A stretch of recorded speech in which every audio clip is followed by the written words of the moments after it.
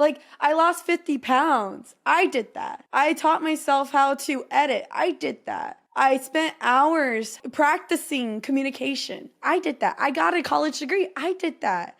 And it just like inspires me just to be like, what else can I do? Welcome to the Bears and Lions podcast. I'm your host, Kyle Vaught, and this is the podcast where we challenge our present by viewing our past.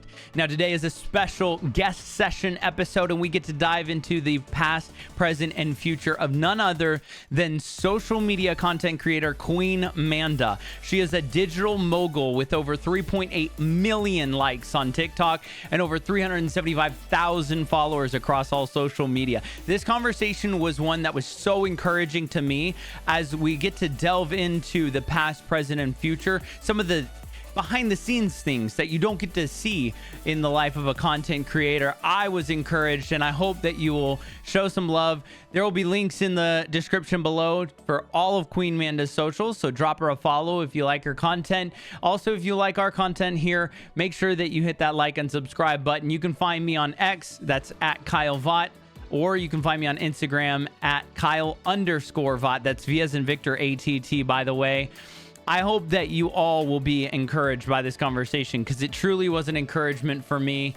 This is going to be a part of a new episode that we go through once a month for the rest of this year. I hope that you will be encouraged. Without further ado, I give you QueenManda. Take us through a day in the life of QueenManda. Well, ideally, I want to wake up early, but that's never the case. But I usually wake up like around 11, maybe 10. And when I wake up, I usually make my morning sandwich. I make sure I have eggs, turkey, bacon. It's like my favorite meal. It's like a breakfast sandwich, but it's just like how I want it. It's English muffin, eggs, and turkey bacon. And then I start editing. It takes me about like close to 5 hours whenever I edit, even though it's like very short form, but I do a lot with those videos. And then depending on what day it is, whether I have to stream early or I'm streaming like a little bit later on the day, I try to fit in my workout in between the streaming and after I'm done editing. If I don't do that, I either just jump into streaming and then I work out afterwards.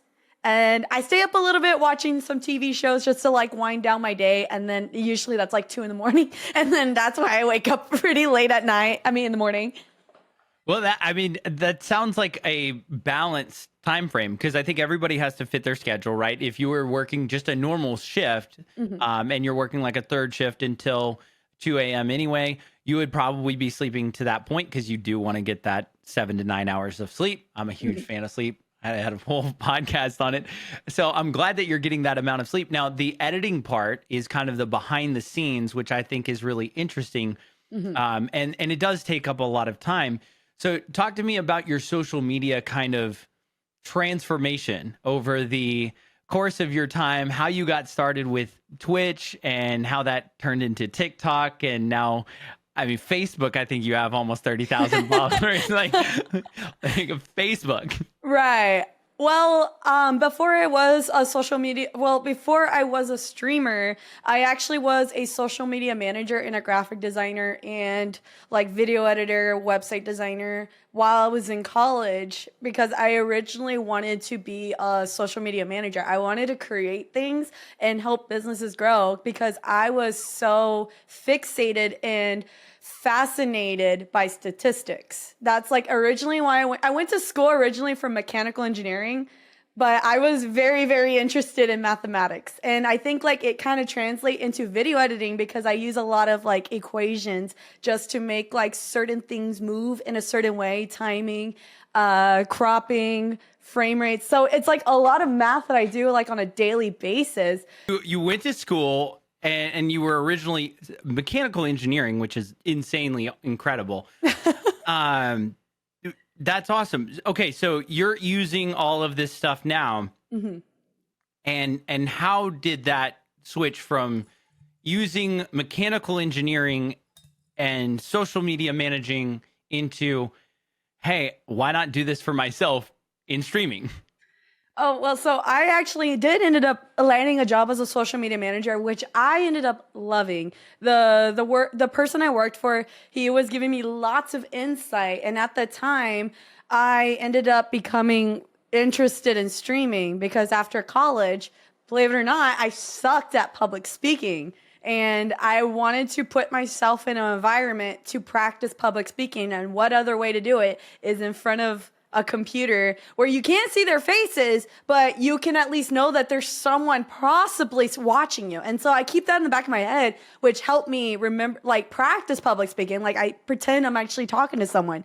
So while I was doing that, streaming, I was also working as a social media manager where he was giving me like lots of insight about like how to grow like on Instagram or TikTok because short form video content was becoming more of the meta. It was like that was just what you're supposed to hit. And since I already had a background in video editing, because I taught myself how to edit when I was 13, I ended up being more fixated on like learning what I learned from social media manager while at the same time being a streamer. And so while I was working at the same time, I was growing as a streamer. And then eventually there was like some part during the job where I felt really uncomfortable and I was just like, I think I just need to go. And that's when I decided to make the decision to switch over as a social media manager to a full-time streamer while still keeping those same like skills that I learned as a social media manager and implementing it in my social media growth. And it's implemented beautifully because I mean it's been a joy from when I met you originally. Your TikTok, you had started it, but it hadn't quite boomed. And I remember there was probably one or two early on that all of a sudden just clicked. And I just remember seeing it was everywhere. And I don't even have TikTok anymore. And I was seeing clips like the regurgitated on Instagram where, you know, somebody gets a hold of it and then they repost it on Instagram. And I was just getting like, oh, wait, I know her. Like I've seen her. We've been in each other's communities on Twitch. Like this is incredible. Which you shared a little bit about your past as well and learning how to edit when you were like 13. Mm-hmm. What was the first program that you learned how to edit on? Well, I self-taught myself using Windows Movie Maker. That was like the first ever one. I used that for school when I was like in middle school, but then I started jumping into like this community on YouTube and I fell in love with the video game called Free Realms. And Free Realms, it was like an MMORPG game. You could do whatever you want with your character. They just run around. And I fell in love with this YouTube group that made their characters into music videos. And I was like, I want to do that. And so I started like messaging people or reading their descriptions because they always credited like what I use because of course like the comments are like, what do you use? Blah, blah, blah, blah. What song is this? Ah. So I was researching how to do that. And I found a cracked version of Sony Vegas. And I learned how to use it going to YouTube University. So everything that I learned about editing actually derived from YouTube videos, like tutorials, like, oh, you want to do this cool effect? This is how you do it. And like all those like little, like tiny things that you pick up from like how to do this one effect, you implement it on other effects. And that's where I started learning about like typography and kinetic typography, like the motion of motion of type, because I found it so fascinating when text is not just still, but it moves because it grabs people's attention because you're just like, oh, it's just not standstill. It's like part of the video. So that's where I started learning how to do that while also learning about like color grades and effects, green screens. It was just a very interesting time. And that's actually how I met a lot of my friends that are currently my mods. They are still like 10 years later, still part of my life. That's so incredible. That is so incredible too, because you mentioned like the typography or the switching of the movement. I think is one of the captivating things about your TikTok and Instagram videos is because they are so catching. And, you know, it's not your normal. I think one of the biggest things is your screen shake. And I've seen you edit before on your streams, and it's fascinating to me how you are able to create that just in Adobe After Effects. and use that movement to Mhm. make it feel like you're in the room essentially with you. So in a 15-second clip, I feel that effect of a shake. And it's so exciting to me because I still to this day I don't know how to do that, but I always want to learn. So YouTube University is where I'll go to learn that. And It's that's so free. cool. It is. It is. I went to school for digital media and sports broadcasting, and I learned more the 2 weeks after I finished classes. I learned more about just editing and lighting for short form content on YouTube than I did in my entire time at school, which The beauty it's of the internet. incredible. It's It's it's just all right sharing there. ideas, sharing knowledge. That's just, I geek out about that stuff. I went to school for communication. And so like I learned about like, well, I went to school specifically for digital media communication. So I learned a lot about like, creating like networking skills, marketing, and just creating like a type of communication through social media. And that's where like video editing and just like also just learning everything about that. Like I already had that knowledge with video editing and creating like a graphic, creating an infographic, you could say, and then implementing it with like a type of communication. So like storytelling and art all together. It's just so fun. And you just do that like with sharing ideas, but you also learn it from other people. It's like a giving tree here. I love it because now you kind of get a chance to give back a little bit, and you are able to teach people and show people because you do that on your live stream as well, which is really, really cool. Where you just kind of, it's almost like second nature where you'll be having a full different conversation while editing a TikTok. And it's just, it's impressive. It really is. I do want to jump into kind of the past because that is something that we look at here at Bears and Lions is we look at the Bears and Lions that we faced in the past in order to prepare us for the Goliaths that may be in our present or possibly even in our future. So I want to kind of discuss a little bit about the past and short form content. TikTok, those weren't around 6-7 years ago. I mean, there was a little bit of Instagram, but Reels hadn't become a thing yet. A couple little things on YouTube, maybe, but there Mhm. were no shorts. Talk to me about what you wanted to be growing up, for at a younger age. And then you kind of already shared about wanting to be a social media manager. But what were some of your aspirations before social media really became that big hit? I suppose what I really wanted to do was just be creative at some point. I wanted to at least be able to just create something. And I think that's just where my thought was. Like, I was like back and forth. Like, maybe I wanted to like build a building. I was fascinated, like, with just like how things were just existing in our life. I love riding my bicycle. I was like, how did a bicycle work? I played a lot with Legos, and Legos was just something that I was like, oh, I could build this. I just wanted to do something creative. And I didn't know where it was, but it was just like, maybe it was like a painter, maybe it was a book writer. Like I just thought about like how can I express like a type of like imagination. I know like it sounds like so serious now, but that's like I think that's exactly how my brain was working as a kid because I wasn't the smartest. I like my academics. I actually did struggle a lot when I was younger, and I actually ended up like not passing through third grade because I struggled a lot with reading. And my mother, being an English teacher, she was also she was a student at college. So she didn't have time to like help me with like my homework and stuff like that. And she felt like it was like her fault that I didn't work. And I was like, no, it was my own because I knew like I was trying to compete with other people rather than thinking like, don't I take my own time and just do this myself? Because I saw other people with here in Texas, we had this tax test, and it was like you had all day to take it. And I saw these kids just finish up their test in 3 hours, and I was like, oh, I need to finish up my test in 3 hours. So I just circled answers and I went there, and I didn't really care. And so like at some point I was just like, maybe growing up, I just want to do something that will be allowing me to be creative.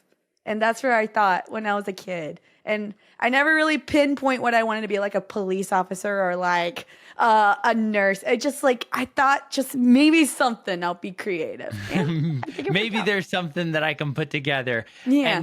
And to our love and joy, social media became, a perfect fit Mhm. moving forward, which is really, really unique. Now, talk to me about something that you've accomplished that you look back on now, and whether people know about it or not, what's something that you look back and will be like, yeah, that is absolutely a turning point in my life when I accomplished that.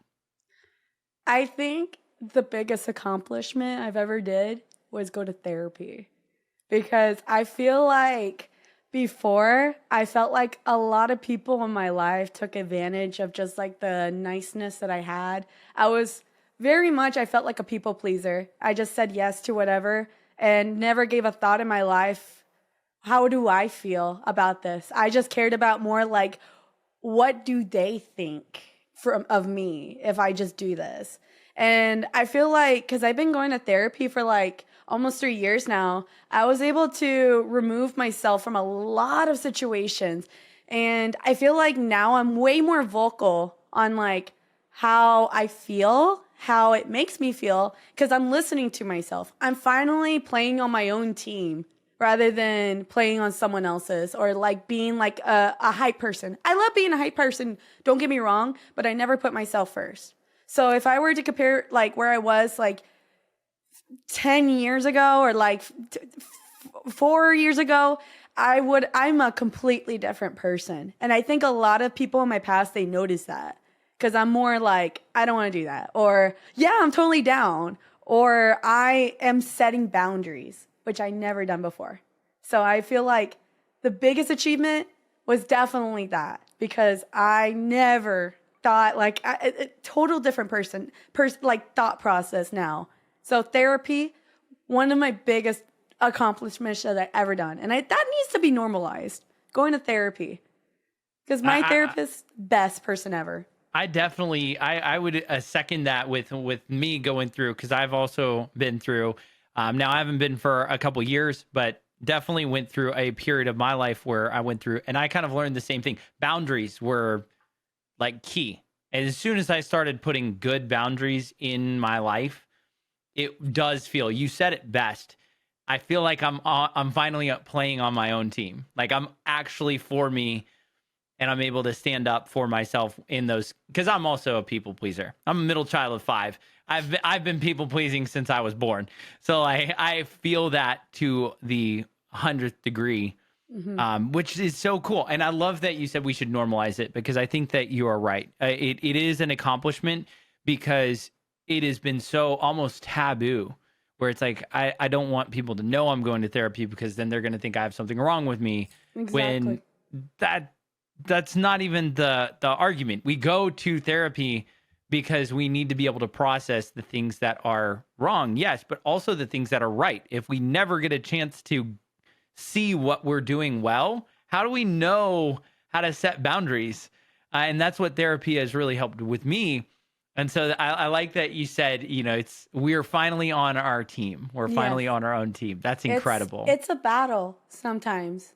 Like, especially, it's just like you sometimes feel like like you mentioned earlier, it's like you don't want to lose that hope. Like you have that like thought process of, I am going to do it. I am going to do it, rather than that fear that holds you back, thinking that you can't. It's all a mental game. Once you are able to convince yourself to do something, you can do anything. So talk about doing anything, because we step kind of from the past into the present. Hmm. There are some things you're doing now, like 33-hour live streams, because why not, right? Hmm. But on a daily basis of what you're kind of just going through, who is somebody that inspires you just every single day? I think one of the biggest people that inspires me, and I don't want it to sound a bit narcissistic, but I think it's myself. I think I've inspired myself more and more because I think about my past, where I am today, and I'm like, I tell myself, like, holy shit, I did that. Like, I lost 50 pounds. I did that. I taught myself how to edit. I did that. I spent hours practicing communication. I did that. I got a college degree. I did that. And it just like inspires me just to be like, what else can I do? And it just motivates me just to be like, what else do I have in my arsenal? Because I surprise myself.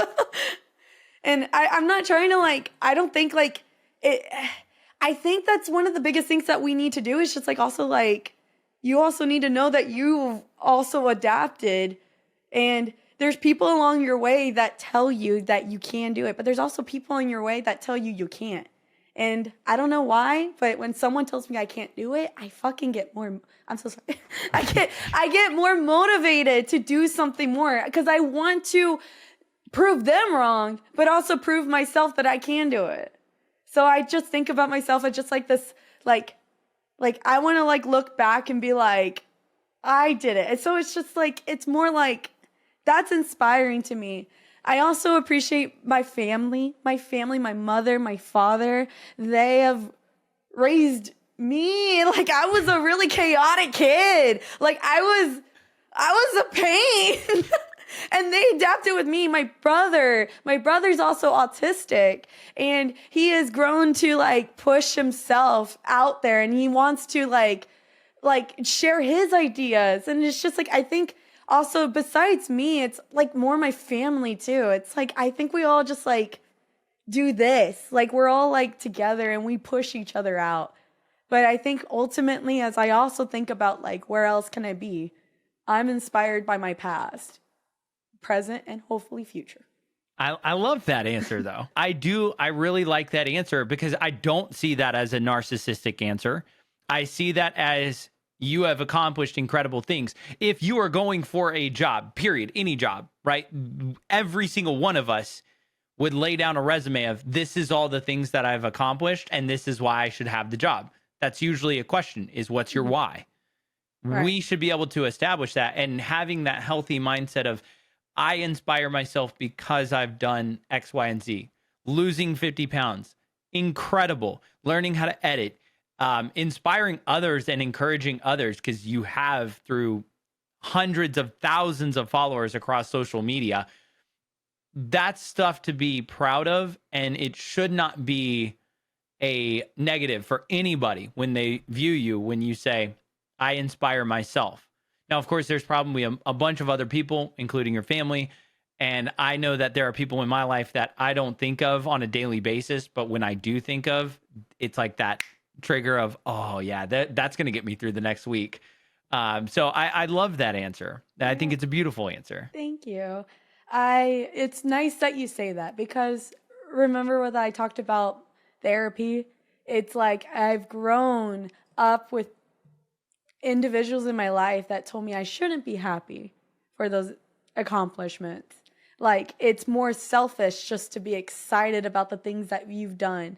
So like thinking about like if I were to see myself like 4 years ago, if I see how I talked right now, I'll be like, girl, don't do that. But I'm like, I find it just, even I talked to my therapist about that. I was like, girl, I'm like a total different person because of like the words you've given me, the confidence you've given me.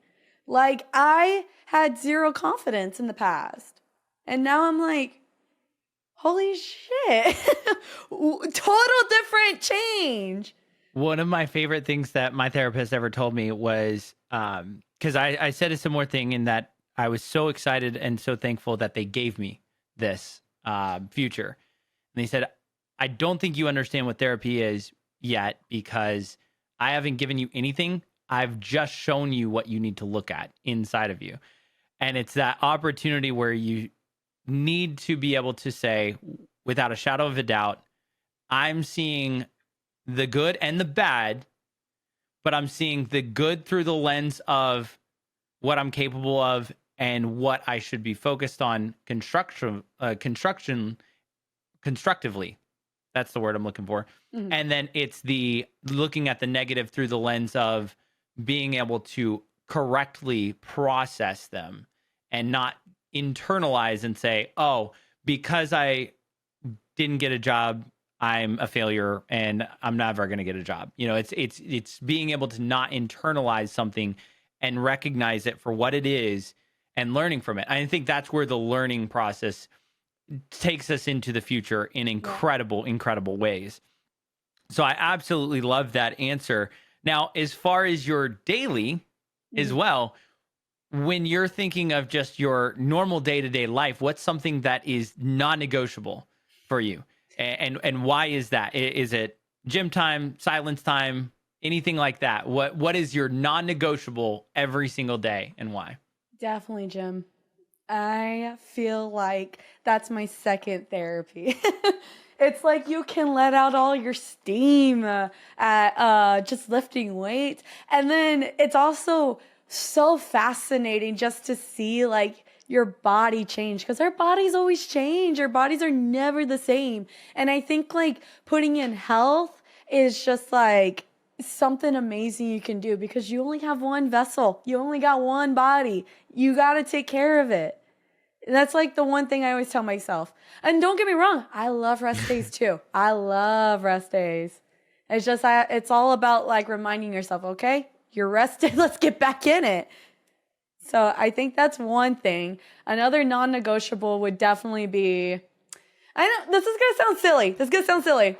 Okay, so I never, ever leave my house or be in this room or any room in my house without smelling nice. Because when I was a kid, I know it sounds funny, but it's like so I went to an all-girls school when I was in middle school, and I was like going through a phase where I was just like, I don't want to clean, I don't want to be hygienic. I just want to just go to school. Like, I don't care. And this one of my friends, and it's funny because we're still connected. We're still friends to this day. And she walked up to me and she goes, Manda, I'm going to be honest with you. You fucking stink. And that's when I felt so insecure. You internalized that. I was internalized that. I smell. And so ever since then, I bought a bunch of Bath and Body Works sprays. Now I wear perfumes because natural oils. And it's just like, that is one thing. Like, I have to smell nice for walking around my house. I spray perfume before I stream, because for me, it's like if I smell nice, I'm like confident, boom, up here. So it's like, that's also a non-negotiable. I actually love that, because when I streamed, I used to do the same thing because of Deion Sanders. He used to have a saying called look good, play good, look good, feel good, play good. And I always, for whatever reason as a kid, I always added smell good. And it didn't make sense to me, but I always added smell good. And that was a compliment that I had growing up, that I internalized. It was a non-compliment where they were like, Kyle, you stink. And then from about the age of 18 on, like, never, ever. I never wanted to hear that again. So I'm a very similar person on that. I actually really appreciate that that's a daily thing. Hygienic. Hygienic is nice. I have a candle back here that smells like peace. I don't even know the I have smell a diffuser. yeah, it's like, okay, high five. Like, high five. Here's to smelling good. Same. Hey, look, if anything, that is the best compliment. If somebody walks by you and you get that whiff where you're like, you don't want to, but you kind of do want to be like, can I get another whiff? You want more?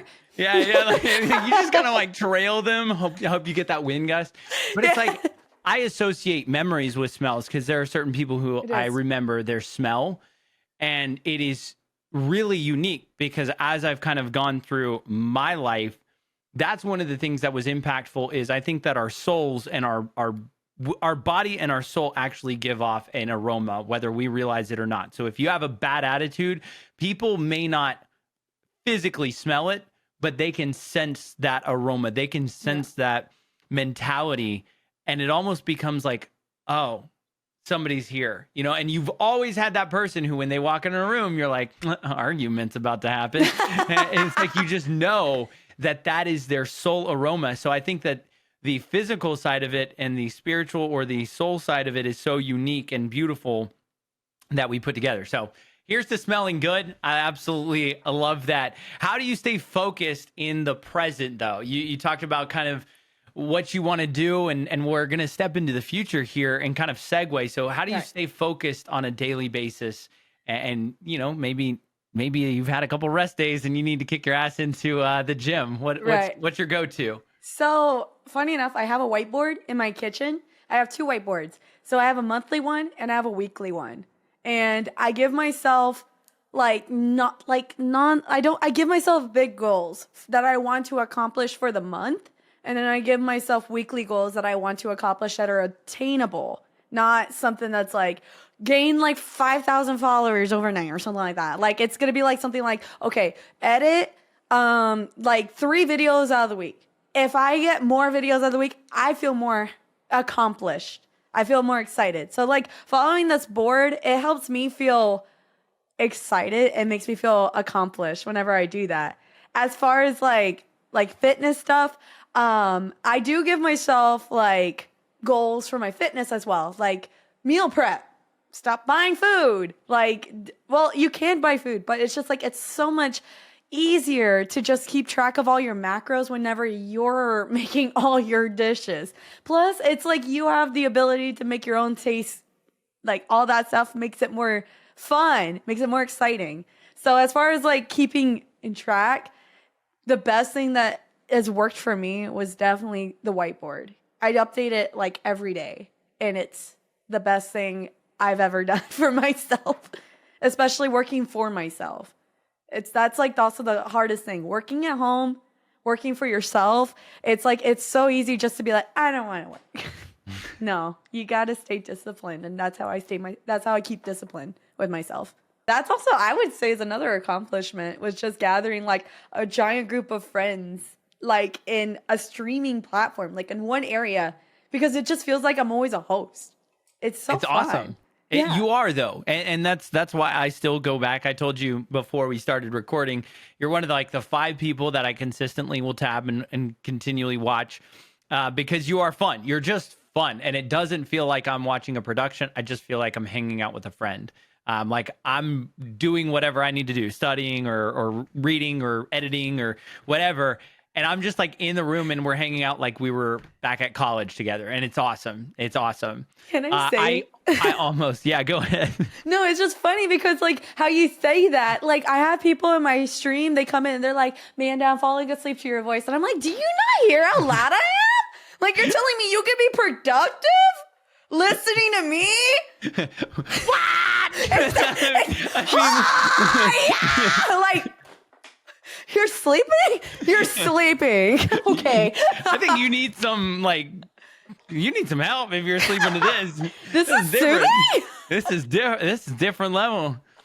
The one thing I did regret, I was going to do, I actually had a note on my whiteboard to do it whenever we got a chance to record this podcast. I was going to upload the dicks sound and just randomly, without giving you any forewarning, just blare it into your head and see what happens, just for the reaction, because that is like a key thing, a part of your stream. And I absolutely think it's hilarious. I mean, it's just the timing is kudos to the fans and the people who are watching, the community. Absolutely. They are chef's kiss on the timing. They're just amazing. They just understand how I talk. Like you can hear it from the interview. I have lots of pauses. Or sometimes I like repeat myself because I'm like, wait, it's interesting how I do this because it's like, oh, I'm going to probably edit this. I always give myself like a repeat on how I talk. So just in case like I sounded like, well, today, I'm like, wait. So today, like I just catch myself so that like whatever kind of format, like I do want to like still be upbeat and like up like high levels. Sometimes I catch myself doing that. So I repeat myself and chat recognizes it. And so they like, oh, so today I was eating. Insert sound cue. Exactly. And oh my gosh. I also noticed like sometimes I do get comments that are just like, oh, she's faking. Like she edited that to make it like timed in. And it's like, dude, if you don't believe that's happened, go and watch the stream if you're going to be a doubter. Like, my chat, absolutely They're not wild. fakers. They're not fakers. They're not fakers. They legit. They too legit to quit.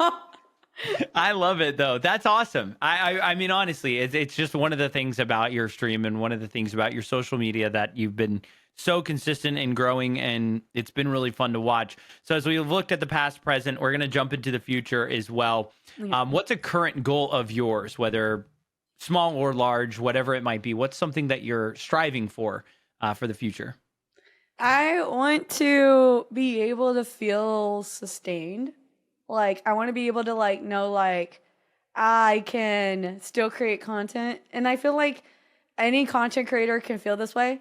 It's just like, I just want to have, like, that level of sustainability and make this into a career. I'm very, very grateful and beyond, like, it blows my mind to say that I get to be a streamer as a full-time streamer. And I hope for the future I can still create more.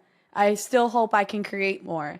And I hope that, like, this dream of mine can help me, like, maybe buy a house or be able to, like, support my future kids.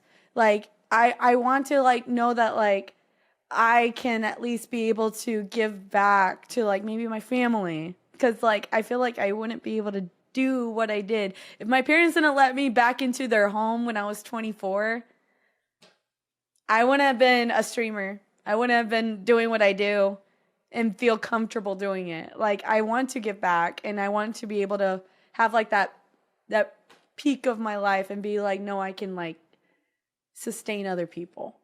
I like that. That's a tough goal too. And as a streamer, you'll see the ups, you'll see the downs, you'll see some weeks or some months will be great, other months will be not. And so you do have to, you talked about having to stay disciplined because you're working for yourself. You don't have anybody who's saying, here's your week schedule and be here from this time to this time and you'll get paid this amount of money. I mean, it is a absolute grind from start to finish. I think, like, certain cases, people do perceive streamers as it, like, don't get me wrong, I am beyond grateful that I get to work from home, do what I do, but it definitely does come with the cost of just being very disciplined with yourself, because I feel like if you just don't do anything, you disappear for, like, 2 weeks, you could just lose it all. And, like, that's also the scary thing. You have to stay consistent. You have to be on your toes. You have to be adaptable with social media and, like, with streaming platforms. You never know what could happen. Streaming platforms, they go head to head. That was one thing that happened this year that frightened me because I'm like, I don't know what's going to happen. And that's where you have to be, like, making those tough decisions and those calls for yourself, because no one's going to do it for you. You have to do it. Unless, like, you have someone that's telling you this is for the best to do it this way. But again, it's like, this is your path. This is your career as a content creator. You have to be able to make those tough decisions on your own, because no one's going to be holding your hand, like, on this. That's what I think about it sometimes. It can be very tough.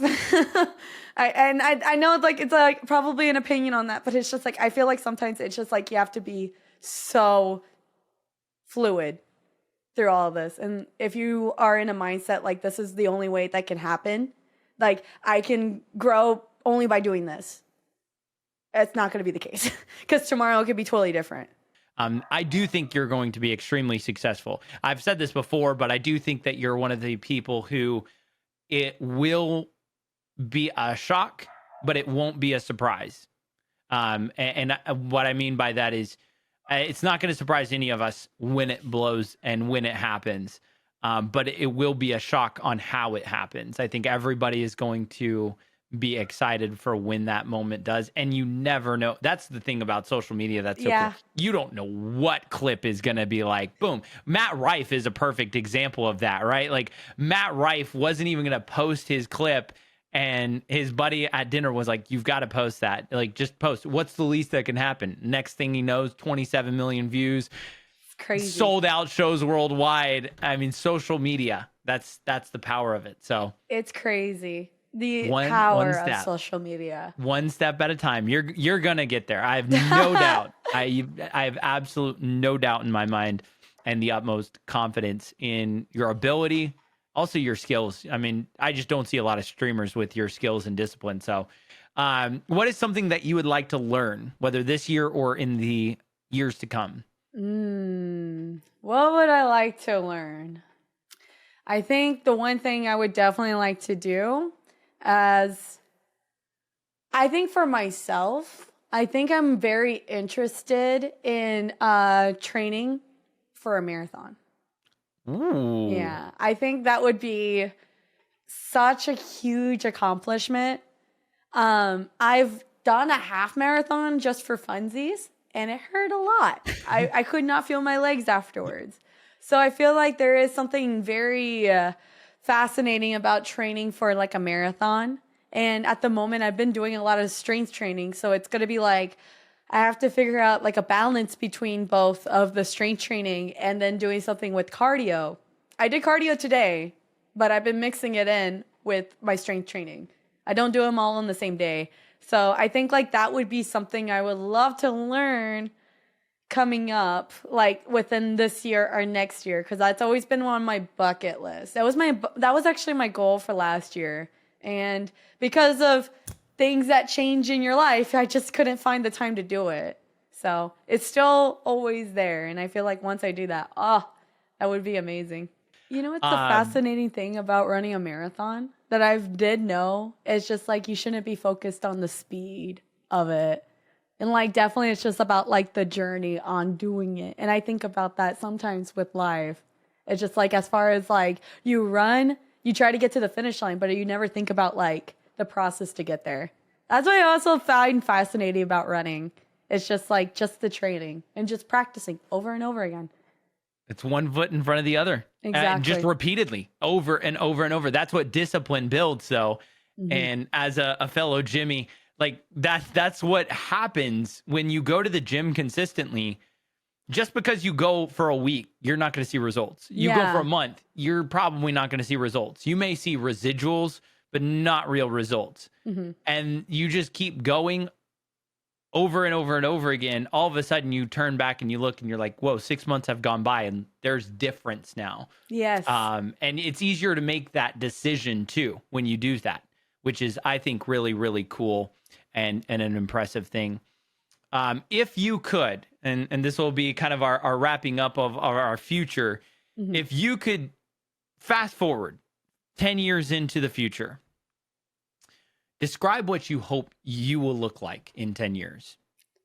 I hope to stay confident in my decisions, stay humble.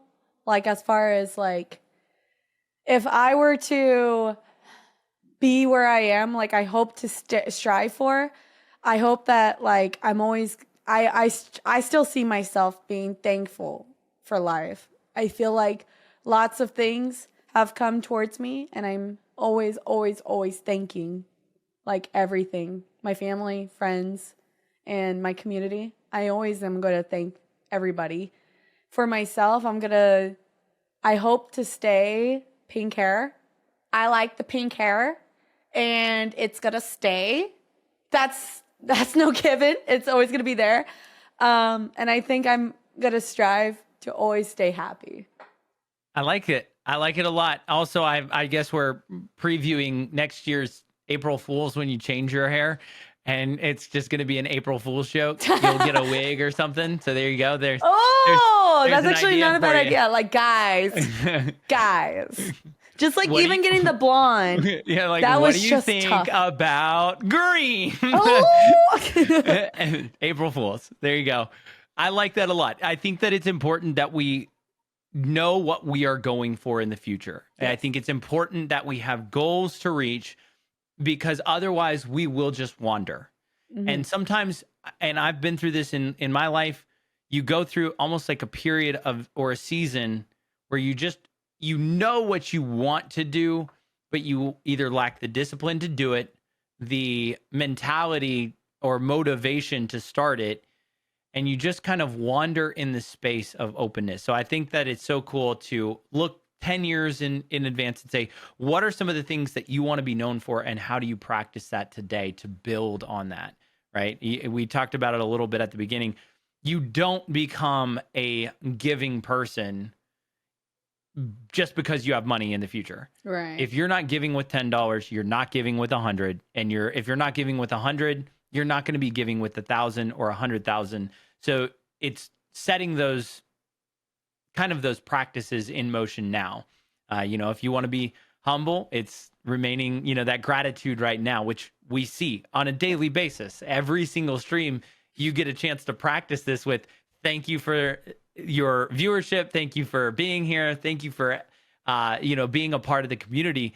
And you say it over and over. So it kind of just internalizes into that gratitude. So I 100% see that in you now. And I know that we'll see that in the future. So I really appreciate you sharing a little bit about that. Last question here. What advice would you give yourself to a younger self? Maybe a couple years ago, maybe last year, maybe 10 years ago. What is some advice that you would give to your younger self? Play for my own team because I deserve to be happy. I deserve to have my feelings validated. I deserve to feel like a human too. And I need to always play for my own team, for my mental. Like, I need to know that. Others also need to know that I'm also picking me. I like it. I like it a lot. Play for your own team. That is the advice that you would give to yourself. And I think that you will resonate with many people out there that have probably heard or struggled with the thought that, you know what, you're not good enough for this, or you shouldn't be happy about your accomplishments. Celebrate your accomplishments. You're arrogant for thinking that you did something great. You do so many incredible things throughout your life. And I think it's so important that you are able to value yourself and have the correct mentality in that. It's not narcissistic to say, I've accomplished hard things. Go get a job without that mentality and tell me how that works out for you. Because you are not going to be able to, I was a part of a bunch of different things. And people are just going to look at you and be like, yeah, but what did you do? Exactly. I love Celebrate your wins. Celebrate your wins. To celebrate your wins. So what's a celebration for you? Like what are some of the things now? Because we've seen do a flip. Yes, I ordered myself Pizza Hut. Oh, it's the best. I deserve pizza. I deserve cheese. I deserve the pan crust. I deserve a gallon of Sprite. Oh, it's the best. I love that you say Sprite. It's almost as if I can tell when you say that. It's like there are other sodas out there, but you're like, I'm not going to do that. Like Sprite. We're good with Sprite. It hits different. It's my favorite soda. I love it. There's something so in delicious. the McDonald's Sprite. Lemon, lime. That could be just like my Latina side, but I just love lime. I love lime so much. Love it on food. Goodness. I love it in my drinks. I love it in my water. That sounds so good though. Now, lime definitely does sound incredible. Yes. In everything. So it's refreshing. Just because this is a bonus question that I'm not even I didn't even prepare, but you said pizza. So best pizza toppings. You're creating a pizza of however you want. You have all options for toppings. What's on your favorite pizza? Give me the crust type, cheese, and then what's on it. Okay. So you start off by going to Pizza Hut because no one can out Pizza the Hut. You order a pan crust. You order a pan crust, medium, right? And you get red sauce, the marinara sauce. Sprinkle it with cheese. You put pepperoni on it and bacon. And that's my go-to. That's it. Pepperoni and bacon. If I'm feeling adventurous, I put jalapenos on it. But you know what? It's perfect just like that. The pan crust, it is so delicious. It just it gives me nostalgia because I lived in a small town and we had little tiny mom and pop pizzerias. And I lived in a small town called Divine. And we traveled to go to other cities. There was one like called Lidl, and they had like this really, really great pizza place. And every time I ordered that pan pizza with all that toppings, it just hits that nostalgia. Like I'm like, oh my God, I see the checkered like tabletop. I see those giant like thick shakers that never come out the way you want it to because they're so freaking like thick. I could see like the arcade on the side, like, and then like my like cup, my Coca-Cola cup filled with ice all the way to the rim with barely any Sprite, but it's just so refreshing. That's just I love it. We took a step down memory lane from you there, and you brought us with, so I appreciate it. You could smell it. You could smell the pizza. This was back. I mean, I remember back when Pizza Hut had the Pizza Hut logo as their roof of all of their Pizza Huts, and you would walk in and there would be like a salad bar, and you would sit down, and they had the red cups, or the white cups meant you didn't get soda. The soda. So it was like you always knew it was a good day when your parents would hand you the red cup, and you're like, yes, let's go. we get soda. You go to the soda machine, you get suicide because that's what you do when you're a kid. Yeah, like it doesn't matter. We don't care about our health. You know, one soda I personally hate, and I always get like people fight me for this, but I do not like root beer. Really? I hate it. It just tastes like, you know, like candy. Mm-hmm. You know, like there's black licorice. Right. Same level of disgust. Originally, that's it's made out of the same thing. That makes sense. It's that makes a lot of sense because I don't like both. Out of the same thing. See, I'm on the flip side. I respect your opinion, but Barks root beer is my favorite soda of all time. And I'm okay with that. Everybody I think should learn how to respect each other's opinions. It doesn't matter, right? This isn't gonna change the world or a socioeconomic status of whether you like root beer or not, right? We can be friends and care about each other without causing a whole riot, okay? What about me making my cereal? How do you make your cereal? I like to make my cereal with milk first and cereal on top. See, I feel like she's just trying to cancel herself at this point. point. I swear. Like, that's actually how I make it. I even made a PowerPoint presentation about this. It just tastes better. When you pour your cereal on top of your milk, it covers less surface area of your cereal. It makes it more crunchier, which it makes you experience both the flavor of both the cereal and the milk at the same time. And on top of that, it's less soggy. I'm passionate about this. I can tell. I can 100% tell. And I'm going to be honest here. For those of us that watch macros too, that's the only way you can really watch your macros, right? Is like you have the cup of cereal and the cup of milk. Whether you put them both in at the same time, cereal first and milk over it, it's just easier. I'll appreciate it. Do I think you're a psychopath? A little bit, but fair enough. I digress. All right, let's wrap this sucker up. So we have this bonus question. We call it the final countdown. Okay. So it's 10 questions in 60 seconds. Number 10, what's your spirit animal? A phoenix. All right, good question. Good answer. What's a pet peeve of yours? Running on a trellis. All right. Breakfast, lunch, or dinner? Dinner.